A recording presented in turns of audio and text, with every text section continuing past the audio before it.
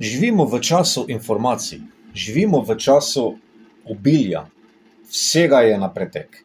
Pa vendar veliko ljudi se danes sooča z raznoraznimi finančnimi izzivi. Morda predvsem zato, ker so nas v šoli učili, da je najboljša varianta, da smo varni, da imamo varno službo, prejemamo svojo plačo in tako do penzije, potem gremo v penzijo in takrat bo že država poskrbela za nas. Je tako. Ampak danes imamo na voljo številne možnosti, priložnosti in pa izzive, ki jih lahko povežemo s finančnim svetom. Imamo ogromno nekih finančnih svetovalcev, strokovnjakov, načrtovalcev in vseh teh. Pa vendar se vsi slepo držijo istega pristopa. Delaj, varčuj, investiraj na dolgi rok in boš nekoč imel finančno varnost. Toda to ne pomeni, da ste svobodni, da ste bogati. In ko sem bil leta 2016 prvič na seminarju v živo z Robertom Kiyosakijem in pa z njegovo ženo Kim Kiyosaki, mi je naredilo en premik v glavi. Takrat je Robert Kiyosaki na tistem seminarju povedal: bogastvo se ne meri v denarju, bogastvo se meri v času. In to je dal na preprost primer.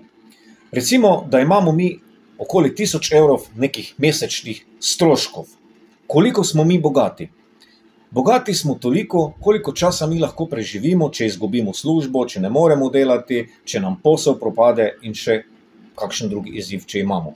Recimo, da imamo privarčevanih 15 000 evrov in imamo torej 1000 evrov mesečnih stroškov. To so stroški za kredite, položnice, ki jih pač imamo, hrana in vse to, kar je povezano s tem.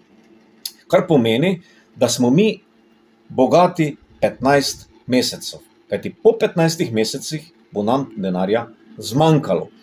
In če v vmesnem času ne poskrbimo za pritok novega denarja, pomeni, da smo po 15 mesecih bankrotirali. Kar nas pa ne učijo, je pa to, kako bi mi to spremenili, da se nam recimo v prihodnosti, tudi če izgubimo službo, tudi če nam posel propade, oziroma SP, DOO, karkoli imamo, pri tem zavarujemo.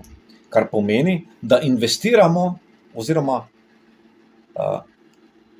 poskrbimo za posel, da bo on delal tudi takrat, oziroma funkcioniral tudi takrat, ko mi ne moremo delati, ali zaradi bolezni, ali zaradi dopusta, ali zaradi katerekoli druge odsotnosti.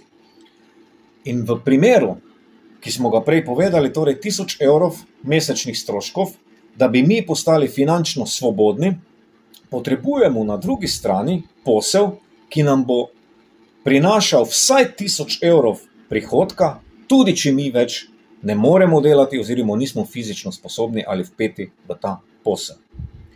Kaj zdaj to pomeni?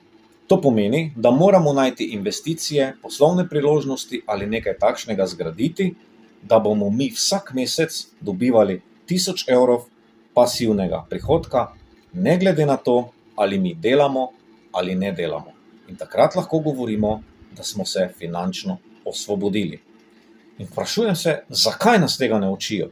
Zakaj nam vsi govorijo, da naj investiramo in pa funkcioniramo na način za neko prihodnost, daljno prihodnost, če pa lahko to storimo že danes in v roku 2 do 5 let definitivno zgradimo to, če bomo si le to želeli in pravilno usmerili. Vabljeni torej v naše programe, ki jih izvajamo pod okriljem Roberta in Kim Kiyosaki ter svetovalcev podjetja Rich Dad, na naše delavnice, kjer vas bomo korak po korak ob igranju iger Cashflow naučili, kako zgraditi stabilen, dolgoročen poslovni sistem, ki vam bo, ne glede na to, ali boste vi delali ali ne, garantiral vrsto prihodka, pasivnega prihodka za vaše boljše življenje. Ne v prihodnosti čez 40 let, ko boste šli v penzijo, ampak po 2 do 5 letih. Spodaj v opisu imate povezavo in se vidimo.